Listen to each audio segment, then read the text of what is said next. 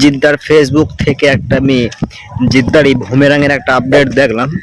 একটা ছোট্ট একটা লুক আর কি রিভিল করা হয়েছে জিদ্দার। তো লুকটা কি বলবো, অসাধারণ হয়েছে।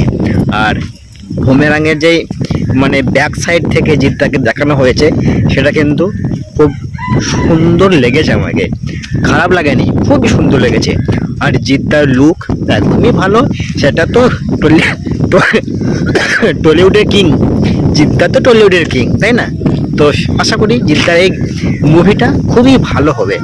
আর ডেট 2ই মে, মানে ঈদে কিন্তু মুভিটা রিলিজ করছে না। তো এইটা আমাকে খুব খারাপ লাগলো।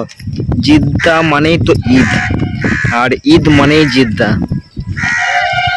তো জিদ্দা ঈদে আসছে না, ঈদের পরে আসছে।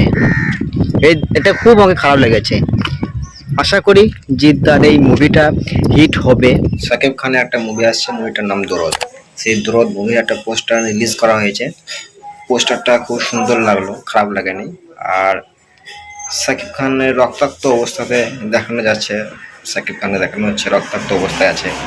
আর এই মুভিটা প্যান ইন্ডিয়াতে রিলিজ করবে, মানে মালয়ালম, কানাডা, তামিল, তেলেগু, হিন্দি, বাংলা এই কটা ভাষায় রিলিজ করবে প্যান ইন্ডিয়াতে।